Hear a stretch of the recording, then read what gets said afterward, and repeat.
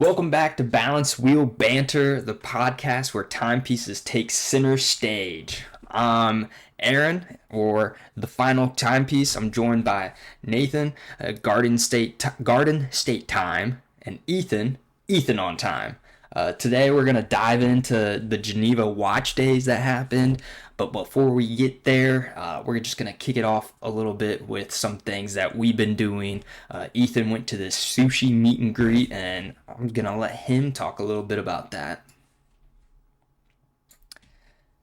Um, it was an event in the DC metro area, um, over by a place called Tyson's Corner Mall. There is a Seiko watch shop that also sells, let's see, Tissot, Hamilton, Citizen, Oris. No, they don't sell Oris. Rado, um, Casio, G-Shocks, and some secondhand watches. And they have a really good uh, relationship with Seiko.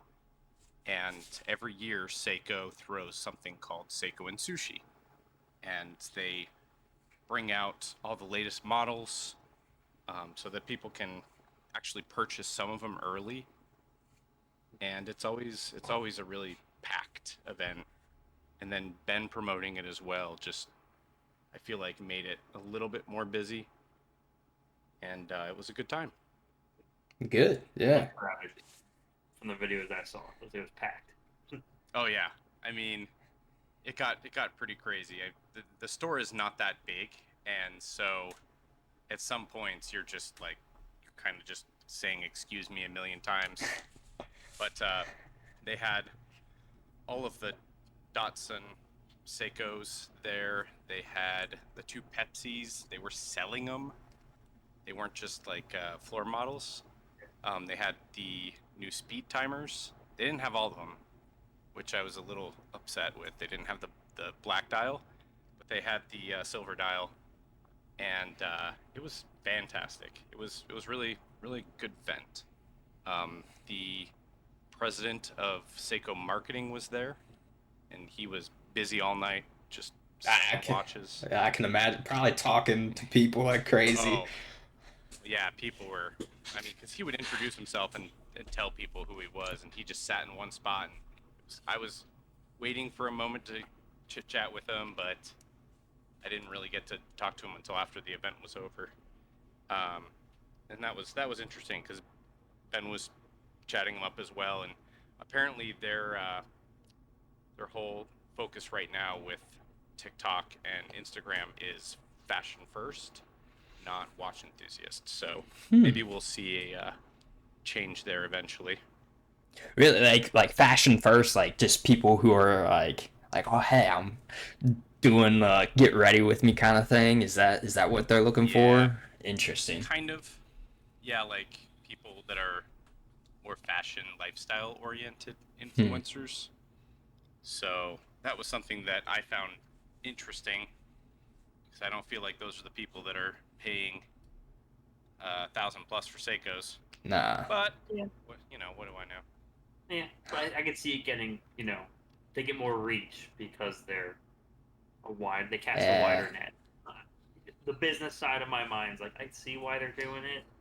As the watch TikTok guy, I hate it, Yeah. but I mean, you know, also, I feel like for at least TikTok, the watch enthusiast is like that section is very small. I mean, because of Ben, it's grown a lot recently, but like before that, who did they have? Not very many people.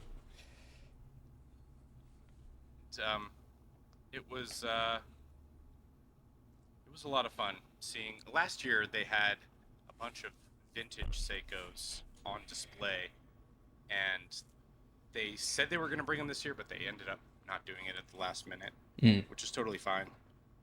But it was a really good event. cool. That's awesome. But, yeah, do you I think? say most important question is how is the sushi? Sushi is always delicious. It That's it good. was catered by this sushi belt place that's in the center of the mall called Wasabi, and they've been there for like 15, maybe almost 20 years, which was kind of like innovative for Northern Virginia. No one was putting in sushi belt places. Yeah, I could see that. Yeah. We don't have any sushi places nearby, really. Like good sushi places. You got your Kroger, your $5 Kroger sushi on Wednesdays, but I'm not doing that personally. Slightly different. Yeah. You're getting authentic stuff. I'm getting the here's a California roll kind of deal. But yeah, the sushi was plentiful. I think at least every time I looked there was sushi on the table. So it was great. That sounds awesome. What watch was Ben wearing? He actually got the Silver Dial Pepsi Oh, Seiko collab. okay. So he had it on. He was there with actually I don't know if I can speak on that. I don't know if he was there because of Seiko paying him to be there or if it was Mirrored and Co. So I don't Hmm. I don't know, but he went home with the Pepsi. I'm curious if he really likes it or if it's just like he's trying it out. You know what I mean? I have zero details and Yeah, no. Just speculation. Hey Ben, we know you're on your way to Europe right now. Just let us know in the comments why you got it. Yeah. What do you think? Or if I should have kept my mouth shut. Yeah, maybe. He might come back to bite you on that one. Always a possibility. But That's it was great. a great event. It was cool seeing Ben, and just great content. The kid. Do you guys know? Have you seen this video where he is interviewing a 16-year-old watchmaker? Saw that video. Yeah, the kid was there, and I didn't even realize it until afterwards. Ben said it, and I was like, "Oh, that was the kid." So he lives close. He lives locally, and apparently he's just kind of like a master watchmaker. That's wild. He's At working on, 16? Yeah, he's working on like Daytona chronographs for Mr. Wind. So He's gonna be like the that's next one of his like guys. Da Vinci of watches, you know?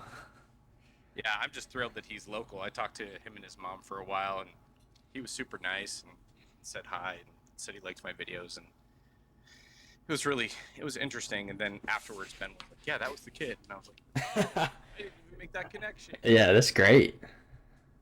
So he was the one that had the Ben just released a video today, and he was the one that had the Seiko golf ball looking watch on his wrist.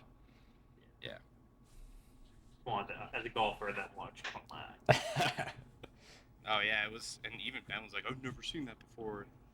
It was cool. It had a little profile and just really interesting piece.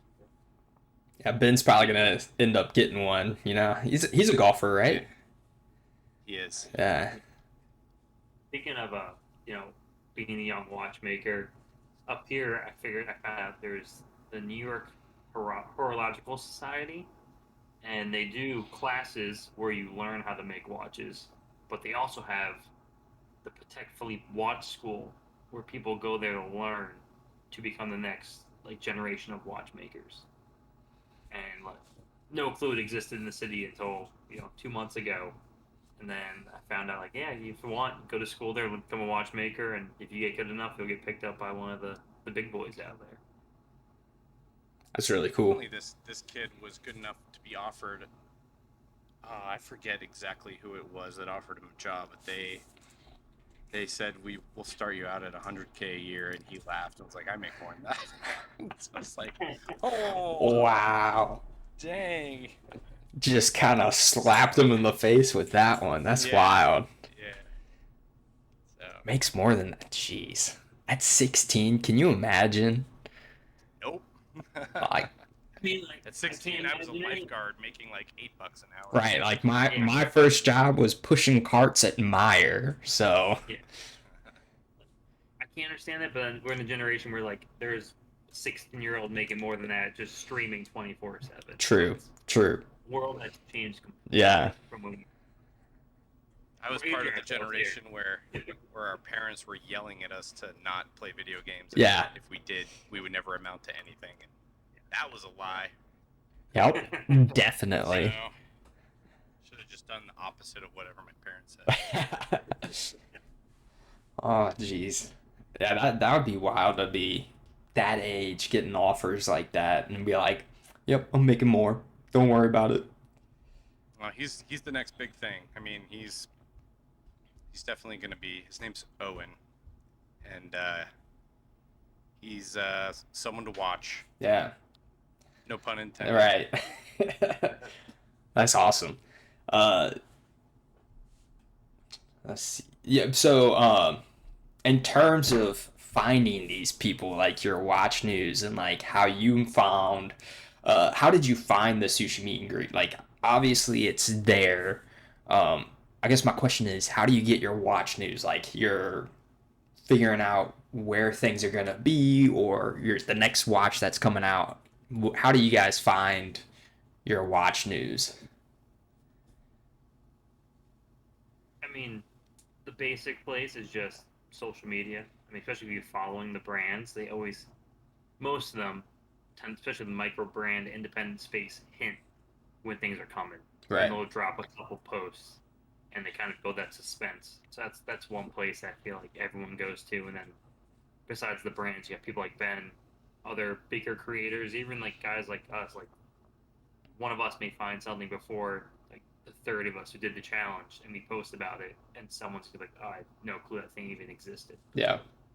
So that's the main one, and from there it's old school, new school with online editorial pages, and then finally just events like the sushi event, or I went to the Philly Watch Show, which was all mini micro brands, and you just meet these people, meet the owners, and you learn what's coming.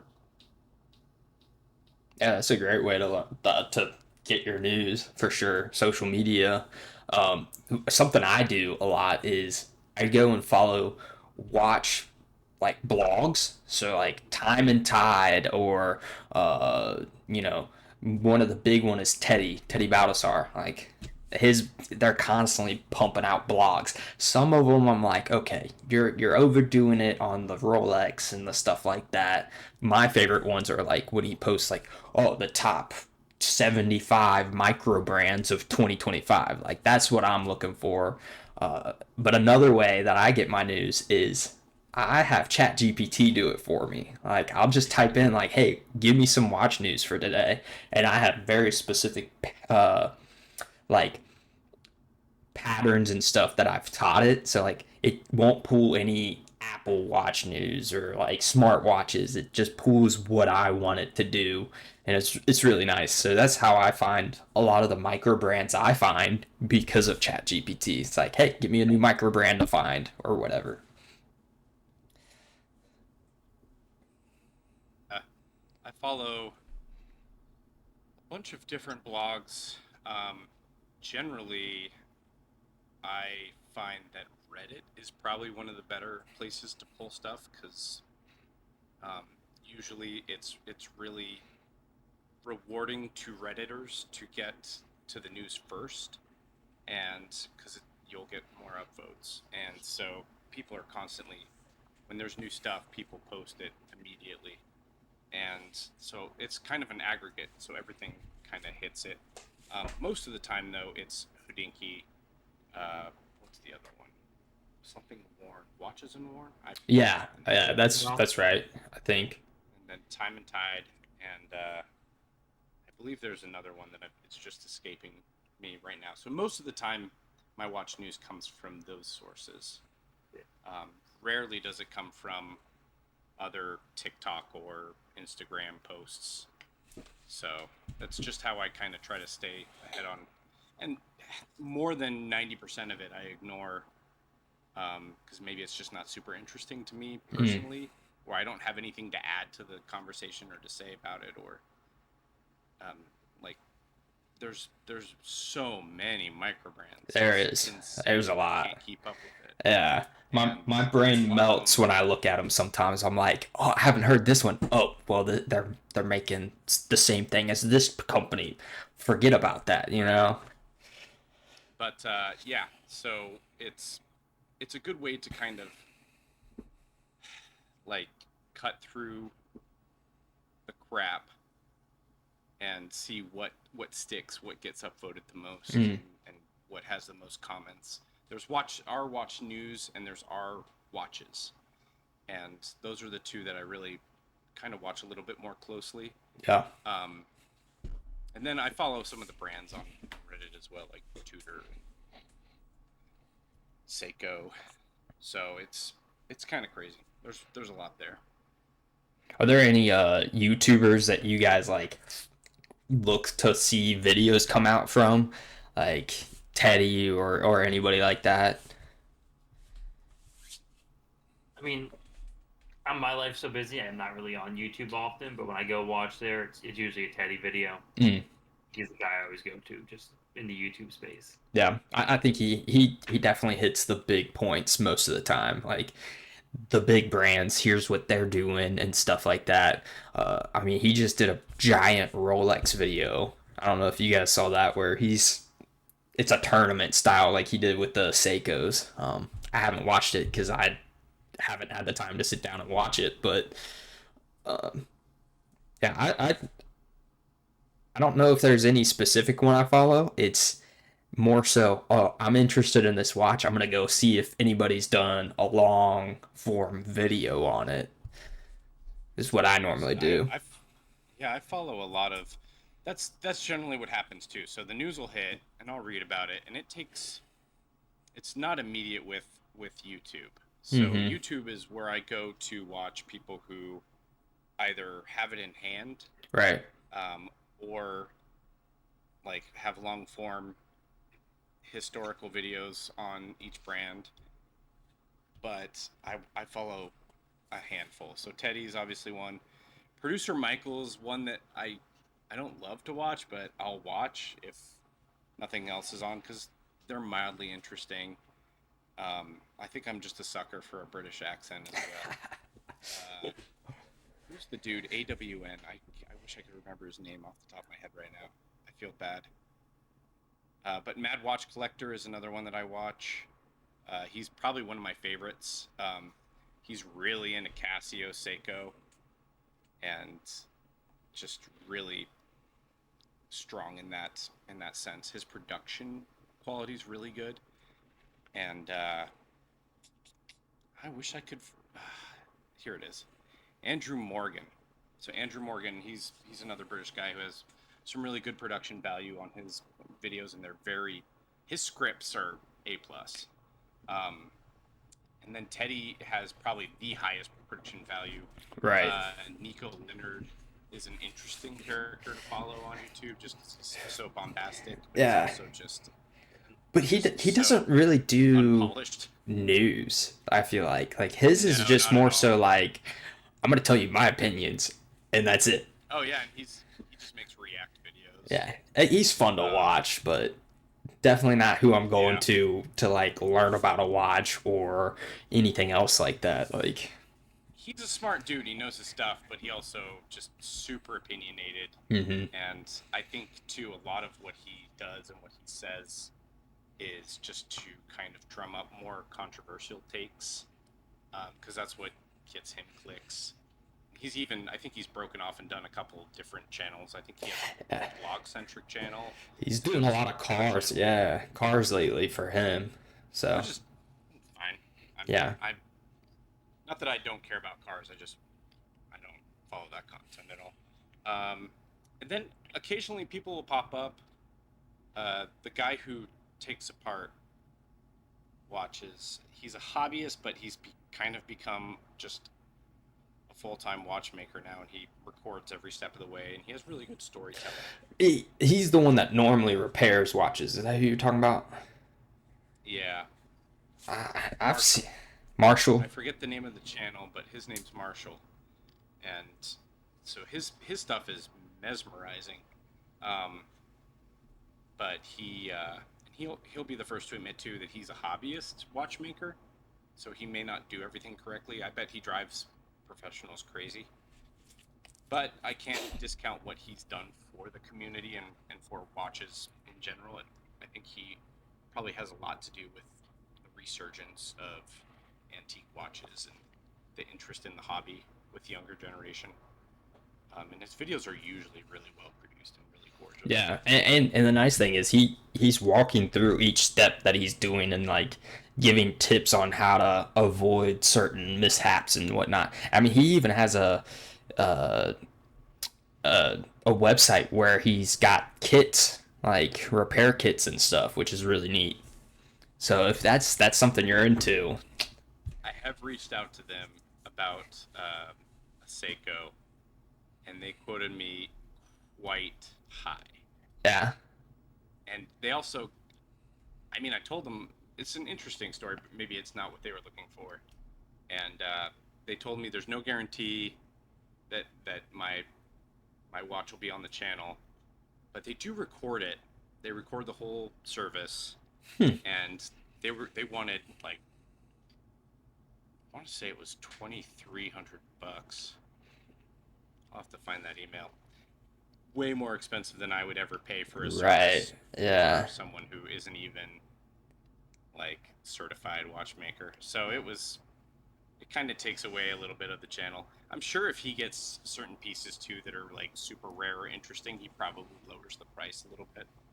I would imagine so. I mean, how else are you gonna get people in to make content and whatnot? Because surely that's not his source of income. Like the Oh no, paying. I think it I is. mean, I think like it's his the full-time job. videos. Yeah, but like, yeah. I guess it is. It would be your full time job, but I think he again.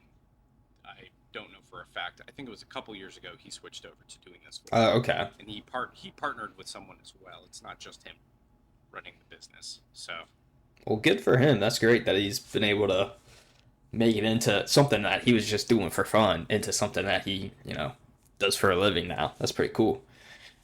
I think that's all of our dreams. Oh, real fast. Little wrist check. We didn't do that. What's everyone got on? I'll go. I got the G-Shock, the Casio. Just all black, little neon blue accents. Didn't know what I was gonna be doing today at work, so I was like, I'm gonna wear the heavy duty boy. splashed formaldehyde on your watch. No, that luckily it's covered, so Oh, okay. yeah, it's covered. But that's kind of interesting to think about, like throwing something like that on there. It's not a corrosive chemical, so it's not gonna really like do stuff to your. It's still Yeah. like wet, so gonna keep it away from most of my watches. Today I'm wearing the Casio LF20W. You know, your basic. Mm, all I needed white. something that was a little. I didn't have any all white watches, Yeah. and it's kind of like a little beige. Um, made a video on it when I got it because I was joking about how I had a watch tan. This And it matches blends in. yeah, but it's so small and light on the wrist. I don't feel like I'm actually wearing a watch when I wear it, Yeah. and it's a super simple and basic watch. I got it for a song a couple months ago before the prices on them shot up, and I paid like $19 for it. And I think they're like 28 or 29 now. Not bad. Not bad at all. Casios in general have shot up, Yeah, which is they awesome. have. They're a little more scarce now. I don't see them as much as I used to, I just in shops. this majority of my collection are Casios, so like just what I wear all the time. I got the Tag Carrera Astronomer little lone piece, but it's I the love it watch of so the day. much. The moon phase is so interesting on that thing. Yeah, it's the fact they have the compass. It's hard to see on um, with my camera, but the compass tells you what part of the moon phase it's actually in.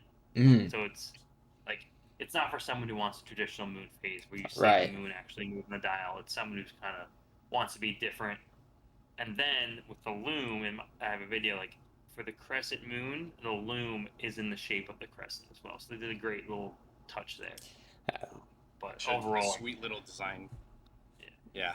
Ugh. it's been good to wear here for a couple days before it has to go back. But you know, the price at 4,600 is a little out of my budget. Right. Same. I mean, But if you could afford it, would that be like a daily wear for you, or kind of like, ooh, I want to be different today kind of deal? Like, where do you stand on it right now? it's tough because like I'm more of a traditional moon phase kind of guy. But I think if I had a different strap, and it was more the stainless steel bracelet, it'd be everyday wear. Yeah. The strap's comfortable. I just don't like the gray on the Yeah, no, gray that dial. it does kind of throw it off a little bit.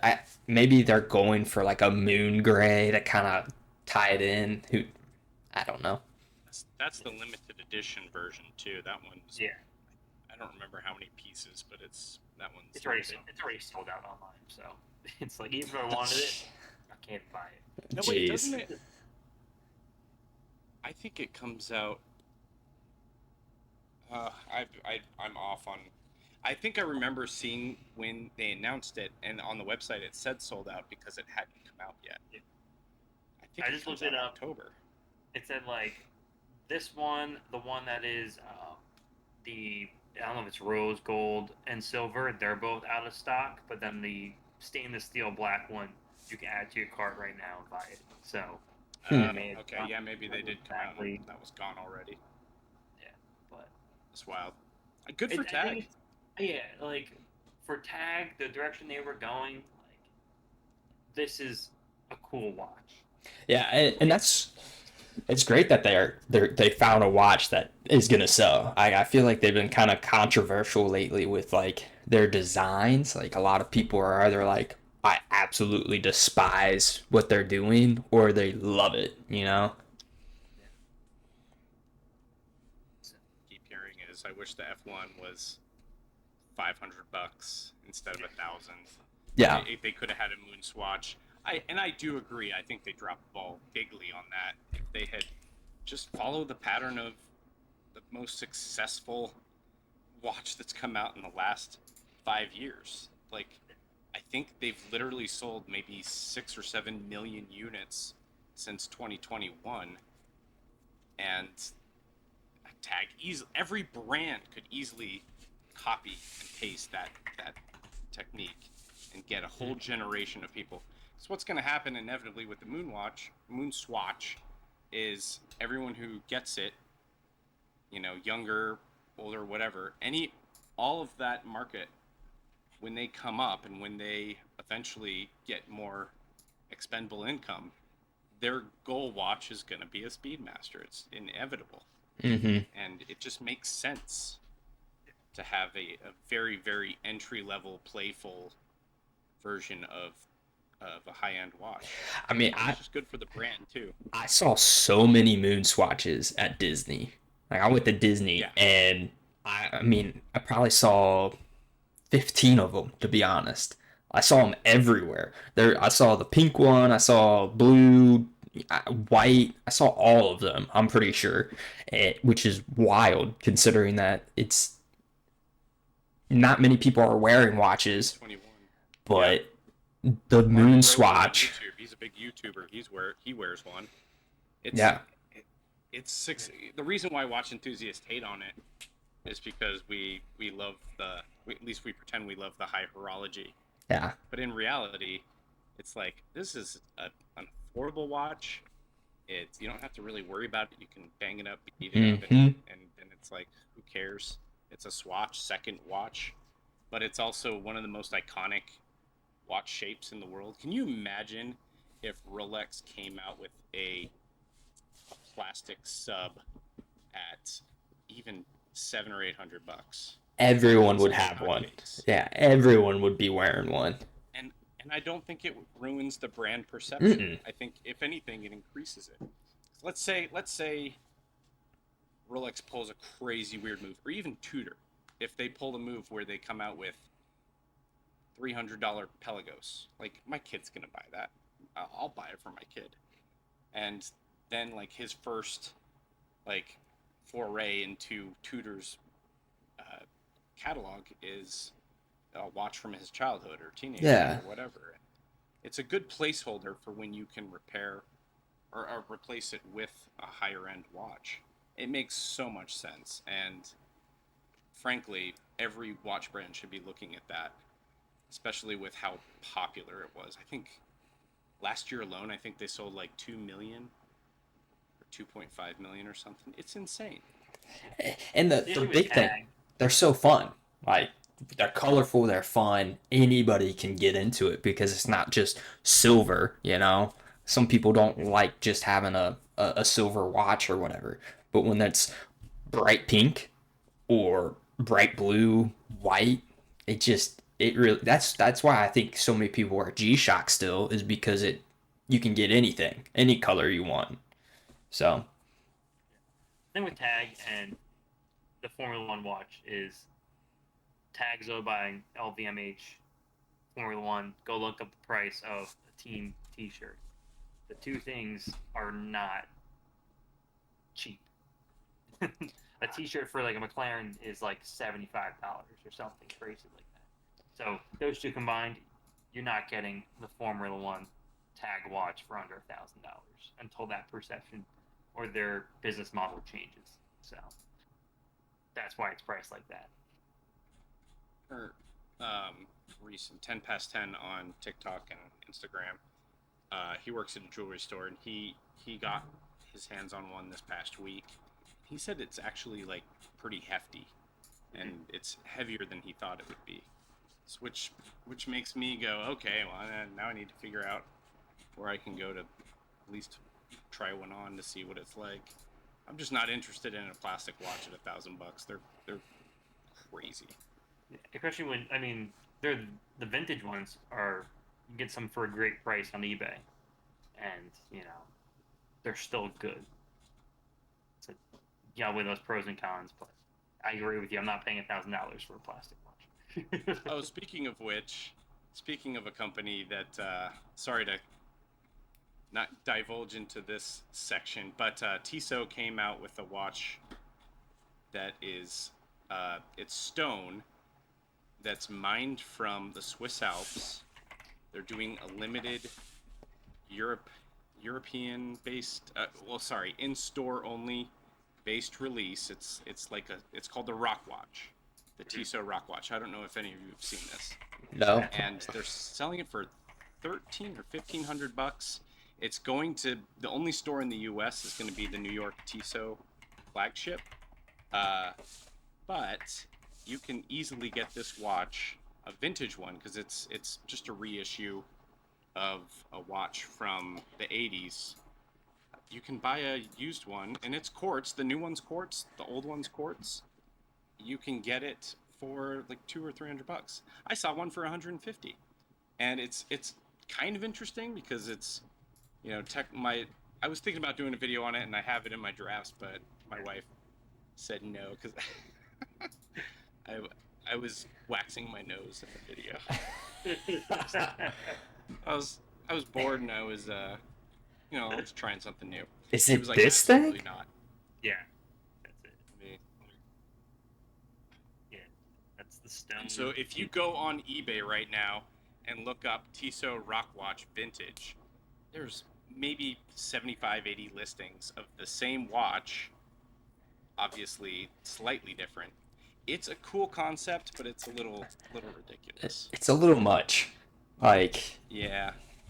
At least it's unique. yeah, That's a billion-year-old rock. But what I would be so scared of wearing it just for like chipping it, you know? Like patina on a watch is nice, but I feel like if it hits the rock, you're losing oh a yeah. massive portion of the whole watch.